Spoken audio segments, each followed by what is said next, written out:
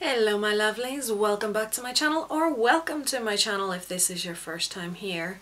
So today we are gonna talk about the fact that my house is haunted.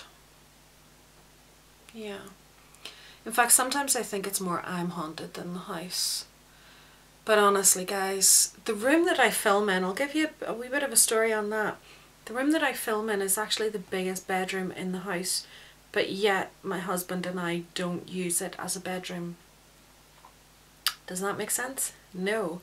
But there is a reason for it, and the reason is because of the amount of activity that happens here. And there's sometimes whenever I'm editing my videos I can hear the noises and hear like whispers and stuff in the background from it. You can hear tapping and sometimes some of the noises, I mean, can be debunked that it's the neighbours, because right behind here is their bedroom as well. So yeah, but I mean, we did sleep here for a long time, but then things got really creepy and we just decided that no, enough was enough.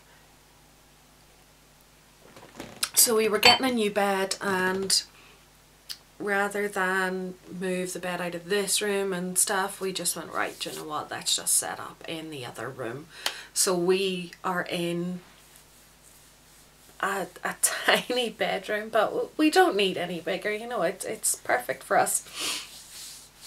And it gave me this beautiful room here to do all my randomness in. It started off, it was my jewellery making room, and now it's my beauty and YouTube room. But one of the final things for us in this room was Marmalady, our cat. Marmalady has always slept beside me. When she was a kitten, she slept on my pillow. As she got older and wasn't old enough for that, I stopped sleeping on my pillow because she just took over. Anyway, she ended up, when Thomas was at work, she slept on his side of the bed. When he came home, she sleeps on the floor beside me, and that still happens even in the room that we are in now. So anyway, there was one night that she was coming into the room and she just stopped dead. And when you come into our room, you could see our bed, and we had one of those frames. It was a metal frame, you could see under the bed. We stored things under it, and she came in and she stopped dead and she started growling. And if you've ever heard a cat growl, it is the most bizarre thing ever.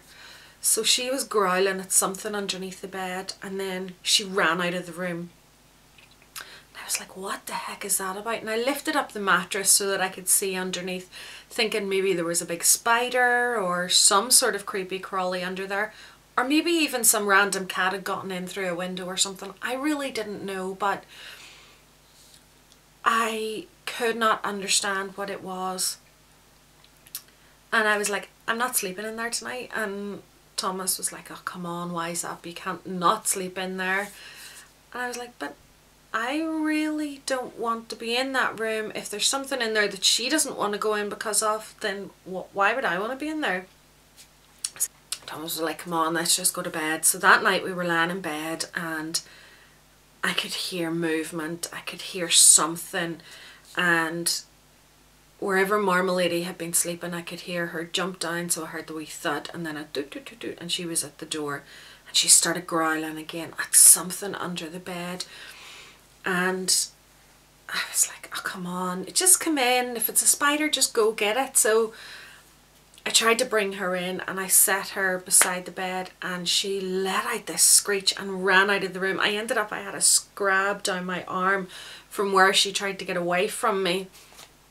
And she refused to go into that room, and it ended up, there was 2 weeks where she would stand at that door and she would just growl in that room. I was terrified going to bed because I was like, what on earth is she seeing in there? What is with me in this room? And it kind of got to the stage where if Thomas wasn't there with me, I slept on the sofa, because I did not want to be in that room on my own, because something was in there that she didn't want to be around. So we just moved from this room then, and in actual fact it lay empty for quite a while. We didn't really do anything in this room at all for ages. It was only whenever I started doing jewellery that that I started coming back into this room and sort of set it up. But I kept the door open, and like I made sure it was well lit. I was never in this room in the dark. It was just the creepiest thing, and I always felt whenever I was in this room that I wasn't alone. I never felt like it was just me in this room. And to be honest with you, that's now how I feel in the room that I sleep in now. When I get into bed at night and I'm lying there, I feel like something else is with me. It's just crazy. But some of the other things that happened in this room that we're in, and where I'm sitting right now, this is where the head of our bed would have been, and I'm pretty much in the spot that I would have been sleeping in, so Thomas would have been about here. But things that would have happened to him really creeped him out, and a lot of this is during the time I was doing paranormal investigations. That was when the height of it came, and that video's going up tomorrow, so check that out as well, because that's a good one. But it actually got to the stage where he asked me to stop doing them because it was really creeping him out, the different things that was happening. But he would think that he felt one of the cats on the bed climbing over him, and he would reach down to pet it and there would be nothing there. And like Willow would have been in a different room, and Marmalade would have been over on the floor beside me fast asleep. But he used to feel that all the time, day and night. There'd be times where he was on his own and he would wake up thinking that one of the cats was beside him, but nothing was there. Or he would feel me getting into bed beside him, but I wouldn't be there. And it was just absolutely terrifying for him more than me. I've had experiences like this for years, and as much as sometimes it does creep me out, a lot of the time it really doesn't affect me so much. There is the odd time where I get the creepy feeling whenever I see things happening, and it really freaks me out. But I mean, a few weeks ago I was sitting in the bedroom, and I have teddies on top of my wardrobe, and they sit back against the wall, and there's probably about that much space, and the teddy's sort of back here, and one of my teddies just sort of moved forward quite a lot forward and fell off the wardrobe. And it's not something like if it just fell over, it was so far back from the front of the wardrobe that it wouldn't have fallen off it. But this literally, it sits back against the wall, and it moved and fell off onto the floor. And I was just like, oh, okay, guess I'm not alone then. Don't ever address them, don't talk to them directly, because I've always felt that you should never engage directly with them, because then you're basically inviting them into your lives by letting them know that you're okay with them. So I just ignore it. When I hear the breathing nearby, I just ignore it. When I can feel somebody walking around the room, and you know, in older houses where you hear like the creaky floors or stairs and things, like the house settling, as they say. Well, there's times where you're sitting in a room and you can hear the stairs creaking, and it's the sound. You can hear the difference between the sound of the just random creaking of a floor and the creaking that happens when there is pressure happening to it. So somebody stepping on it rather than the house just settling.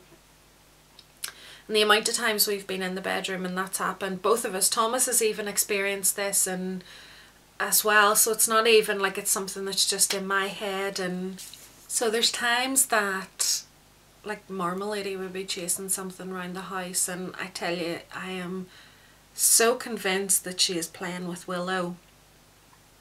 And even now with Jackson in the house, it's very bizarre. He's blind, but yet can find his way around our house so easily, and sometimes I feel like he's getting a little bit of help from Willow. I sometimes even feel like he's channeling her, because a lot of the things he does just reminds me of things that she would do that like Marmalade wouldn't do, and it's really quite bizarre. But I wouldn't be surprised if it turned out that her spirit was still with us. And sometimes I think maybe it is her coming up the stairs towards the bedroom at night. But sometimes you can just feel a real uneasiness as well. And that's when it gets a wee bit scary. Sometimes I feel something, a presence near me, and it doesn't make me afraid. And I mean, a lot of people have said that they believe that I'm haunted rather than my house is haunted, because anywhere that I've lived, even as a child, there's been spirits there. And another video I'm going to do this week is about the house that I stayed in America and how it was haunted as well. But another, like there was one night I was sitting in the living room and I saw a black shadow running up the stairs, and I thought it was Willow. For a second I totally forgot that she wasn't with us anymore, so I immediately thought that it was her going up the stairs, and then went, oh yeah, can't be her. And that was one that didn't feel right to me. It didn't settle with me, and I slept downstairs that night. Yeah. There's been so many times where you just... I mean, Thomas has turned around and said to me, what did you say? And I haven't said anything. And the same to him. I mean, there's been times that I've been standing in the kitchen and I've turned around to respond to Thomas having said something to me, to realise he wasn't actually in the room with me. It really is one of those crazy things when you realise that you just spend your whole life with spirits all around you.